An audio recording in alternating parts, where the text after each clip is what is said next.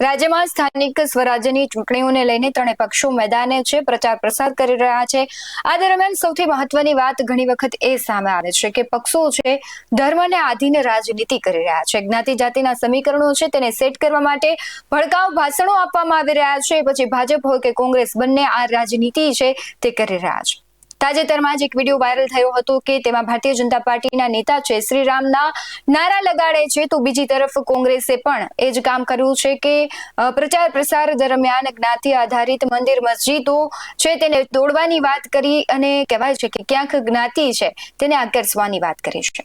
શું પક્ષો હવે આવી રીતના રાજનીતિ કરશે? આ સવાલો થઈ રહ્યા છે। નમસ્કાર, ગુજરાત BS9 TV ન્યૂઝમાં આપની સાથે હું છું ભગવતી વિશાવડિયા। છેલ્લા ઘણા દિવસથી જ્યારથી સ્થાનિક સ્વરાજ્યની ચૂંટણીની જાહેરાતો થઈ છે ત્યારથી ત્રણેય પક્ષો મેદાને છે। આ વખતે ત્રિપાંખીઓ ક્યાંક જંગ જોવા મળવાનો છે, પણ આ બધાની વચ્ચે સૌથી મહત્વની વાત એ છે કે પાર્ટીઓ છે જે પ્રાથમિક મુદ્દાઓ છે તેની વાત કરે છે કે નથી કરતા, પરંતુ ક્યાંક મંદિર મસ્જિદની વાત કરે છે તો ક્યાંક આદર્શ શ્રીરામને પણ વચ્ચે લાવે છે। એટલે આદર્શ શ્રીરામ પરથી તમારે કંઈક શીખવું હોય તો તમે તેમની પાસેથી આદર્શતા શીખો, પણ જ્યારે તમારો વિરોધ થાય છે ત્યારે તમે તેના નામનો ઉપયોગ કરો તે કેટલું યોગ્ય છે? ગીર સોમનાથમાં કોંગ્રેસ દ્વારા જાહેર સભા યોજવામાં આવી હતી અને એ દરમિયાન વિમલ ચુડાસમા છે તેમણે જગદીશ વિશ્વકર્માને ચેલેન્જ આપી હતી અને તેવું પણ કહ્યું છે કે આ જગદીશ વિશ્વકર્મા છે તેને તો એક વિમલ ચુડાસમા જ કાફી છે। સાથે જ તેમણે સ્થાનિક મુદ્દાઓને લઈને વાત કરી હતી કે ગીર સોમનાથમાં જે સોમનાથ પ્રસિદ્ધ મંદિર છે તેમની આજુબાજુ ગટર ઉભરાવાની પણ ઘણી સમસ્યાઓ છે। સાથે તેમણે મહત્વની વાત એ કરી હતી કે જ્યારે સોમનાથમાં ડિમોલેશન થયું અથવા રાજ્યમાં ક્યાંય પણ મેગા ડિમોલેશન મસ્જિદ અને મંદિરના થયા છે ત્યારે કોંગ્રેસ છે મેદાને આવી હતી। કોઈ પણ પક્ષના નેતાઓ છે તેમની પ્રતિક્રિયાઓ નથી આપી, પરંતુ જે કહેવાય છે કોંગ્રેસ છે એ લોકોની બહાર આવી હતી। શું કહી રહ્યા છે વિમલ ચુડાસમા તેના પર નજર કરીએ। હું કહેવા માંગુ છું આ ભાજપના નેતાઓને અને આમ આદમી પાર્ટીના બાકી જે કઈ XYZ હોય, જ્યારે આ ભાજપની સરકાર કોઈના મંદિર પાડતા હતા, મંદિર પર મસ્જિદ પાડતા હતા, દરગાહ પાડતા હતા, દુકાનો પાડતા હતા, ત્યારે એક પણ નેતા ક્યાં હતા હું એને જાહેર મંચ ઉપરથી કહેવા માંગુ છું। ત્યારે પોતાના ઘરમાં બેસી ગયા તમારો સોમનાથનો ધારાસભ્ય, કોંગ્રેસનો ધારાસભ્ય વટથી કહી શકું એ મંદિર પાડતું તું ન્યાય ઉભો રહ્યો હતો, મસ્જિદ પાડતું તું ન્યાય ઉભો રહ્યો હતો, દરગાહ પાડતી હતી ન્યાય ઉભો રહ્યો હતો, ગરીબોના મકાનો પાડતા હતા એ પણ ન્યાય ઉભો રહ્યો હતો, આજે પણ ઉભો રહીશ, લોકના હક અને અધિકાર માટે જેને રોજગારી માટે પણ ઉભો રહીશ, કાલે પણ આ વિમલ જ ઉભો રહેવાનો છે। એના માટે છાતી જોઈએ, એના માટે ભાજપ કે બીજા આલિયા ફાલિયા ભાઈ છાતી ન હોય,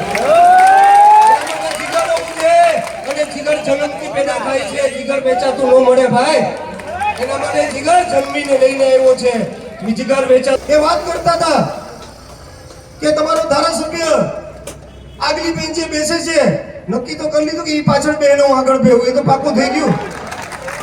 આગલી બેન્ચે બેસે છે અને કઈ બોલતા નથી।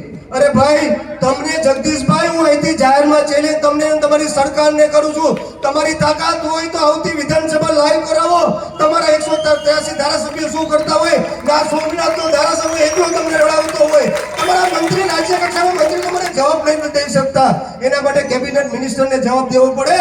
અને સોમનાથનો ધારાસભ્ય ગુજરાતનો સૌથી વધારે પ્રશ્ન પૂછવાનો વ્યક્તિ છે, એ તમે મારા ઇન્સ્ટાગ્રામ ઉપર જોઈ શકો, ફેસબુક ઉપર પણ જોઈ શકો અને સોશિયલ મીડિયાના માધ્યમથી પણ જોઈ શકો છો। જે પ્રમાણે અત્યારે જ્ઞાતિ જાતિના સમીકરણો છે તે એકબીજા પક્ષને નડી શકે છે। જો ભારતીય જનતા પાર્ટીથી કોઈ વર્ગ નારાજગી હોય તો એ ક્યાંક આમ આદમી પાર્ટી અથવા કોંગ્રેસને ફાયદો કરાવી શકે છે, પરંતુ ભારતીય જનતા પાર્ટી જો એ સમયે માસ્ટર સ્ટ્રોક મારે છે તો એ સમીકરણો બદલાઈ શકે છે। પરંતુ આપણે ભૂતકાળથી લઈને અત્યાર સુધી જોઈએ તો કોંગ્રેસના અમુક જ્ઞાતિ જાતિના સમીકરણો છે પહેલાથી સેટ છે, અમુક પ્રકારના વર્ગો છે એ કોંગ્રેસના જ મતદારો છે, ત્યારે ભારતીય જનતા પાર્ટીમાં પણ એવું છે। પરંતુ રાજકોટની જે પરિસ્થિતિ આપણે જોઈ કે રઘુવંશી સહિત બ્રાહ્મણ સમાજ અને બધા જ સમાજો છે ક્યાંક ટિકિટને લઈને નારાજગી દેખાડી રહ્યા હતા, એટલે ક્રોસ વોટિંગ પણ થવાનું છે।